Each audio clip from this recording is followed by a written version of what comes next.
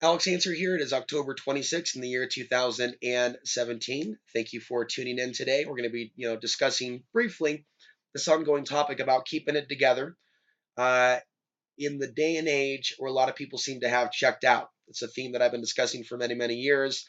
It's led to me pulling back from living in urban areas. And I realize now there's a lot of people that have some similar goals to myself as well. But first and foremost, a lot of people are just simply trying to keep it together. And if you lived your life tailored around the expectations of others or the perceived expectations or demands, you're not going to be happy and you're not going to grow as a spirit.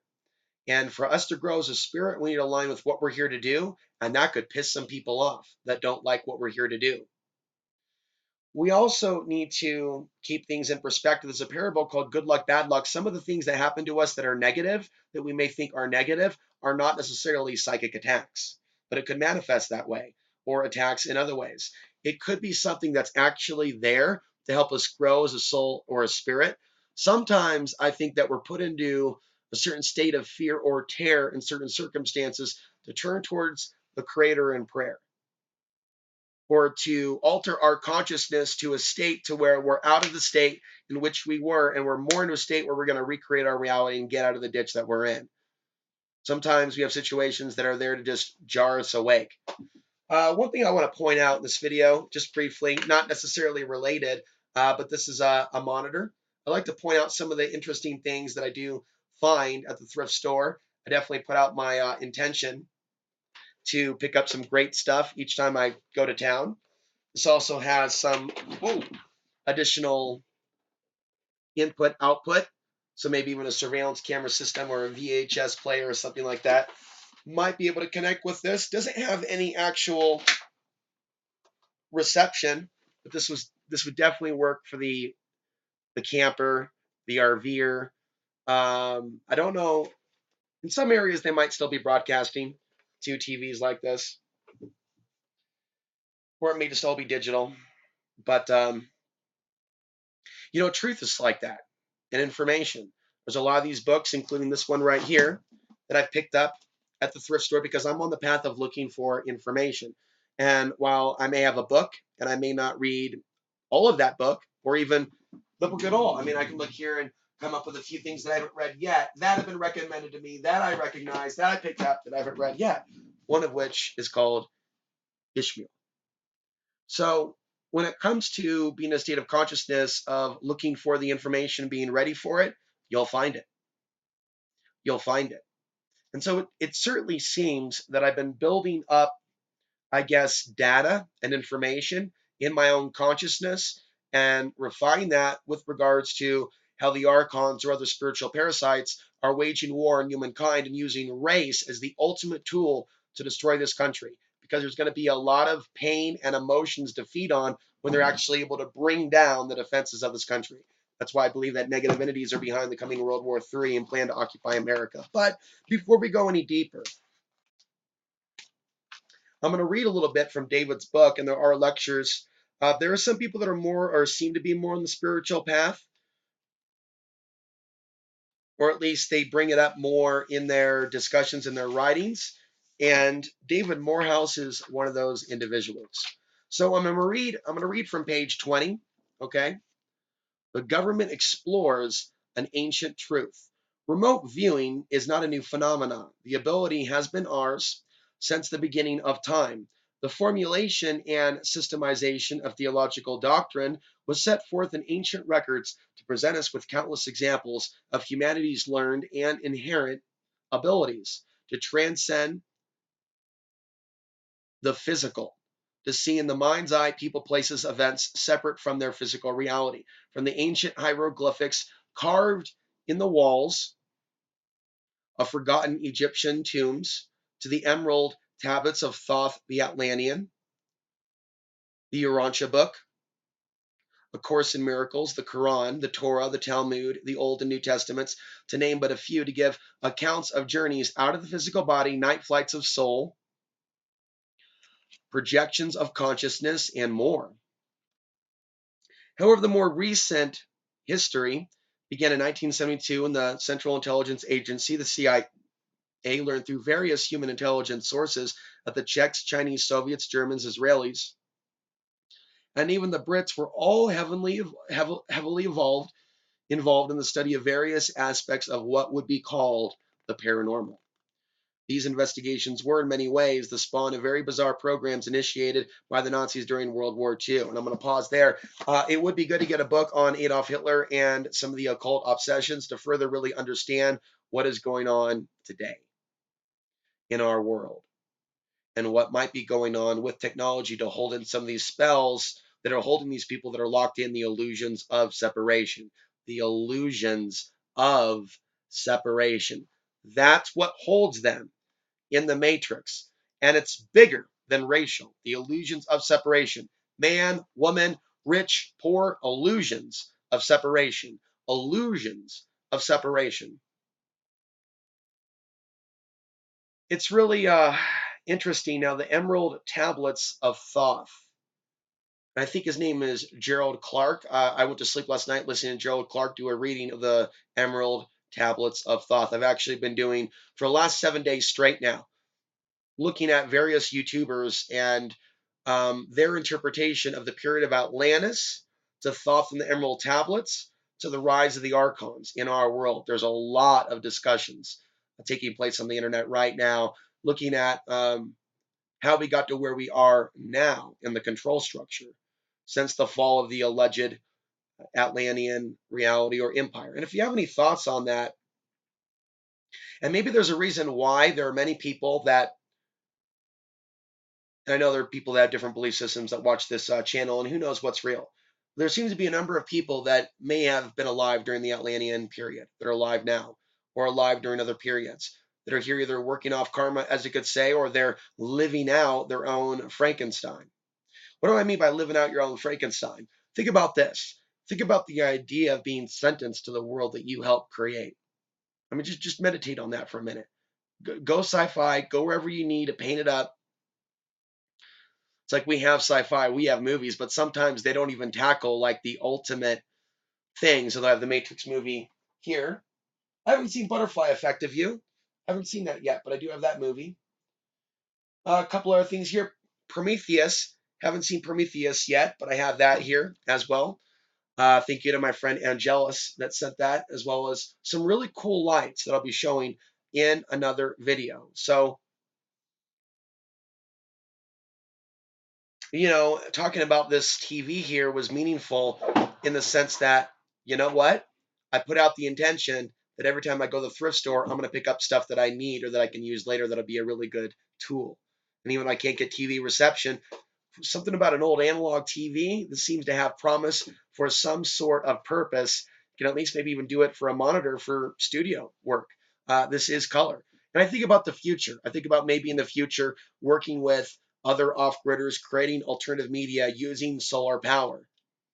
And maybe taking a road trip and going back to the city and having a good time, and then doing some more urban rural things, do it yourself, gardening, things of that. I'm still, I guess, a younger man, but we don't live forever. I am 37 years old. I'll be 38 in February 25th in the year 2018. But I do hope to live a longer life than necessary if it is meant to be so. If it is meant to be so. Thy will, not mine, be done in the name of Jesus. Please protect me from those ungodly forces of this reality. There's a book here called Psychic Self-Defense that was written before the age of the internet. This was written in 1930. And this is a book that has been written by millions. And I wasn't familiar with the author, Dean Fortune, but I just took an interest in this. And again, I want to say if we have lived before, some of the things that we're speaking about now, some of the things that we are learning about now may be in line with things that we've been doing in other realities. Let's go over to page 23. Let's just briefly read from this. Again, this is all about being on the path of looking for information when you're ready for it and when your consciousness is open. Not a consciousness that's closed, but a consciousness and a mind that's looking for the truth, that's looking for the answers. A mind that has the discernment and intuition to go, okay, this is disinformation, but this is something that's really pulling me in. And you'll notice it when you get to that point when you start recognizing, boom, that's fake, boom, that's fake, boom, that's fake on the Facebook news feed. And then other stories that you may gravitate to over the years. And now that I've been into certain issues for over 10 years, I can look back at my whole life and see where were the deviations. We can also look at the influence of people like Alex Jones and others early on and other deceivers in the alternative media. Now we can fast forward and go, out of those things that I was concerned about, which one of those things, how many of those things are actually still issues? Many of them, which is why it's also important for us to keep our fears in check. Thus, we don't unconsciously manifest those. Also, our anger, because our thoughts do have power. And ultimately, this is why our psyche is under attack with the use of technology, because they are very well familiar, the powers that be, with the power of thought. How they can alter the mind with magnetic fields, but also how natural changes in the Earth's magnetic field can cause changes to consciousness, not necessarily for the negative, but who's to say that us getting a mind wipe is the most negative if our mind is full of a bunch of gunk? Kind of depends on what's in the mind. But I also think that as we go through these changes, as Spirit of Science was discussing alleged theories of the past, well, what about the future and where we are now in the present with changes in the Earth's magnetic field? The magnetic field getting weaker, the spiritual effects of sunspots being even stronger. Why should we fear that? Why not look forward to what the sun is going to bring instead of looking at a situation with fear and things of that nature? I rather look at it from perspective of, as the veils get thinner, ye will have more access to greater knowledge and information from the celestial realms. So let's begin reading this from page 23. If we look at the universe around us, we cannot fail to realize that there must be some kind of overruling plan coordinating its infinite complexity. If we take into account our hands and examine minutely any living thing,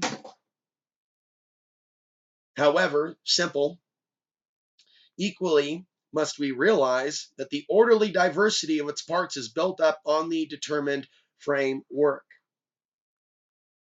Scientists sought in vain for this organizing principle. It will never find it on the physical plane, for it is not physical. It is not the inherent nature of atoms which causes them to arrange driving forces of the universe, but the framework upon which it is built in all its parts belongs to another phase of manifestation than our physical plane, having other dimensions than the three to which we are habituated and perceived by other modes of consciousness than those to which we are accustomed. We live in the midst of invisible forces whose effects alone we perceive. We move among invisible forms whose actions we very often do not perceive at all, though we may be profoundly affected by them. And I can go on, but it's all very good stuff. The language, little rough, but again, it's good to read something from 100 years ago, isn't it?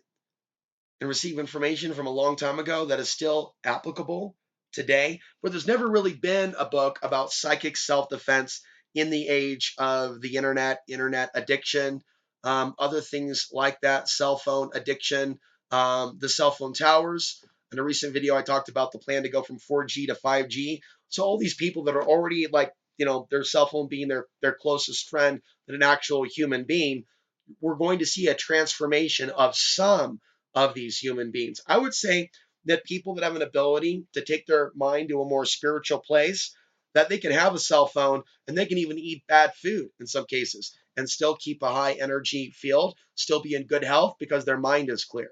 If the mind is not clear, the negative applications of the cell phone combined with bad food, like I've said many times, what you put in your body is as important as what you put in your mind. What you watch is as important, rather, as what you put in your body. And this is something that people need to return to, because a lot of the things that people watch are there to put them under a hypnotic spell. There's also a lot of ways people can be set against each other. And of course, my channel has been talking about that for many, many years. So with regards to remote viewing, this is something, by the way, that some religious individuals will view with fear. The reality is, if you're walking down the street and someone turns around, right, because they're looking at someone who's looking at them, they're responding to someone looking at them, they're acting on non-local awareness. If you do that somewhere, there's a part of your consciousness that's picking up on the sensation of your energy field being entreated isn't the word that I would use, but something interacting with your energy field, and it's the energy coming from someone else's eyes. Read that section of my PDF, check out the link down below, or check out past videos where I'm discussing some of those articles about the energy that scientists found emanating in the eye. And that the eye itself picks up all types of things that aren't necessarily caught up on the visual, but it's being picked up by the subconscious. Okay, so eyes pick up on energy from others. The eyes also emit light. This makes a lot of sense. I believe that my eyes are very expressive. And I've also experienced situations where people have avoided looking at me in the eye, especially people that were shady or of a certain energy. There's something about my eyes. That's why when I'm in public, I try to keep the shades on. There's also something to be said about those people that only wear shades that never show you who they really are, because by doing that, they're hiding their soul. In some cases, it's possible that they do not have one, because I have reached now to understand, I've always believed this, that there are people that have souls that are on this planet. They're here to do great work. And there are some people that just got out of hell, a lower dimension, and they're working to get a soul, or they have no soul. They may be in an entry level where they may be able to work up in the world, but ultimately many people are here to serve the archons or the demons or the fallen ones through their actions, their deeds, their obsessions, their anger, their obsessions with the illusions of separation, their efforts to work against the light. Their efforts to work against the light. And as I said last night, it should be taken then as a compliment if the devil of this world, if the archon of this world, takes us out of this world prematurely, because before we turn 78, 79, 80, 81, 82, the average span of life for a human being, whether it be 1,000 years ago or today. I have an ancestor who lived about 80 years old, 1,000 years ago, who was a Sufi. Okay, so yeah, obviously there was something about his lifestyle, living off the grid, away from the dominant religions and belief systems of his time-space reality in 1000 AD. Maybe that had something to do with him living as long as he needed to live, because there were many books that he wrote and other things that got spread that did affect things in a positive way to a certain degree that hasn't yet been introduced to the West, except for the last 50 years. Last 50 years or so, we've seen translations, and we're still coming across information. The Emerald Tablets of Thoth, which is referenced in this book, has to do with these tablets that were discovered that are basically indestructible, that were discovered in the Yucatan around 1500, after the Spanish went through the ruins of these temples and found the Emerald Tablets of Thoth that allegedly came from the alleged infamous Atlantis.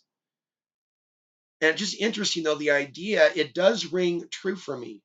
It does feel that we have come from another place, that we are in a fallen world, that we are literally fractal reflections of that fallen world. And spiritually, many of us are trying to climb back to where we came from.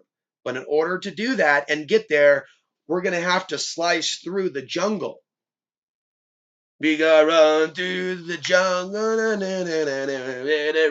through the jungle. And it's like that, man. It's like we're in Vietnam and we're in the jungle, and so we got to slice through the matrix. Now, there is this book called The Archon Conspiracy, written by a Christian. I'm often telling Christians that haven't yet understood yet that Archon is a more, in some cases, detailed explanation of what a demon is. And for those of us that are living in the age of technology, we are seeing influence that I would say is outside of humanity, that seems to be coming in, using technology, using social media, manipulating certain things, turning us against each other. And I think that there is value in the person that has an awareness to where they can see this. And I think there's danger in working with fallen spirits that are masquerading as spirits that might call themselves the ascended masters. There may be a real ascended masters from the ancient past, or living alongside us, I guess, in eight. But a lot of the ascended masters that people cite online, I do not trust a lot of those YouTubers. I do not trust a lot of these suggestions to call it certain archangels. It's just something within me. I believe we have to find that strength within.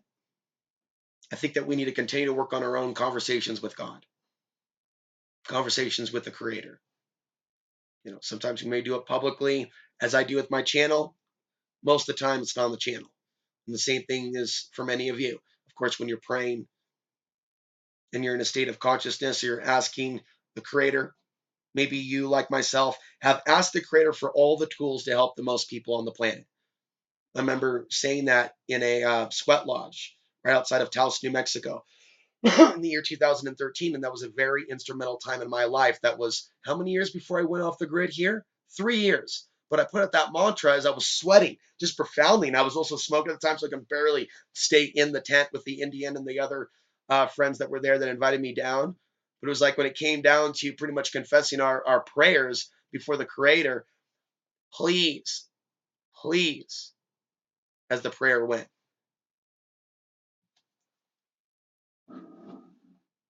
please help me with the resources that I need to reach the people. It was a very difficult time living off the grid with very little resources or internet. A lot's changed in a few years. A lot's changed in a few years. Not doing great, right? Really down to each dollar every month, but that's a better situation, right? And doing now what I want to do full time, not working for someone else's website, not having to commute every day, 1 hour, an hour and a half, 2 hours, made a geographical shift, right? Sacrificed, been very isolated for a number of years, and I found myself very judged and hated for the content on this channel. That's a heavy burden to carry on a daily basis, being hated because of the content on your channel. But there's also a lot of support that's growing. So yeah, I'm hoping to see some more consciousness in the future with regards to the Archon Conspiracy, the book written by the Christian. I brought that up to say that it is a very good book that gets into the demonic, archonic influence over the government remote viewing programs. Now, the author, with his perspective and the character development, may seem very Christian-like, that it's demonizing the complete understanding of non-local awareness. That would be that author's perspective. That's not where I'm at. But it's like the men that stare at goats. It's kind of a joke, but you think about people using their mind to harm others. People do it all the time on the internet. They're using non-local awareness to do what they're doing. They're not just using the computer. They're communicating with their consciousness with other people and sending. There's a lot of that going on. I'm also receiving a lot of positive energy from other people. And I can feel that as well. I feel this fresh audience energy that I don't know was there a year ago. I mean, if you just got here, do a shout out in the last few months. But it seems that, well, there actually has been some growth to the channel, more growth to the channel. Not even comparable, though, to other YouTubers. I mean, pathetic, one would say. But I'm happy to have the 13,000 subscribers that I do have. But I've been doing this 12 years, and I've never compromised. And I've dealt with thousands of troll-like comments over the years, and a few cyber stalkers on the side, and a little bit of side dish. And I'm hoping that the future, before things blow up, will show more people interested in actually sharing their truth and using the internet for the highest good while we still have it. Because there's more to the internet than entertainment. There's more to the internet than games. There's more to the internet than stalking. There's more to the internet than addiction to fake news and InfoWars. There's more to the addiction than jerking off to pornography. There's more. There's more. There's much. Wait. There's much, much more. So there's so much more to what this can actually do for us to help us share ideas. But I'll tell you what, right now we're in a state where a lot of people are struggling on a conscious level. People, don't really have a strong interest in real grassroots alternative media, it seems. A lot of people are going for the fluff. So you and I, myself and yourself, we need to keep it together. We need to keep it together and understand it's totally normal for us to have a strong desire to step back from the mainstream way of looking at things. Mainstream individuals, we may step back from people that will only be our friends if we let them parasite on us or be an energy vampire or talk down to us. And sometimes, right, like I have, we have to speak our truth, and we may find ourselves all alone without any visitors or any friends. Um, it's great that I did meet someone local, though, that has been here for 25 years as a Native American that has had parallel experiences that I've had. I don't want to go too deep into certain things and conversations, but it's been pretty therapeutic. Having friends in the flesh, off Facebook, and in the real world is a very therapeutic thing. So, the Creator knows my prayers, and some of you do as well. I'd like to see elements of the society wake up, especially Americans that do have the ability to travel, go off grid, build a home. Um, the relationship I have with many of you on one level feels transhumanistic. It's digital, it's flat screen, it's not real. We're the furthest thing from meetups than ever before. On the other hand, how do we make that a positive, not a negative? Instead of calling it transhumanism, how do we literally not give up? Because the technology is still there. This free flow, I mean, the potential for this hasn't even been tapped. When you look at people that are using this technology for live gaming, at a point where like there are people that literally donate to gaming channels, which is fine, nothing wrong with that. I just find it weird. Wow, I really enjoyed this. You're a really great gamer. You're a viral gamer, where it's all just based on entertainment and like, the cult of personality around a gamer, where the top YouTubers being gamers. I'm not insulting them. I'm being honest. I think that's weird. I don't understand that. It's like you're watching someone play a simulated reality. I'm sorry, what reality am I in? What simulation am I in? Where they're watching someone play a simulation. Okay, that's just too much. So yeah, good day today. Good day today. It's good to think about the positive things that we have going on. Think about those top 10 things or top things that we need to do to stay calm and centered throughout these changes that are going on. For now, I'm Alex Hansery. Sign off. I'll be back with more.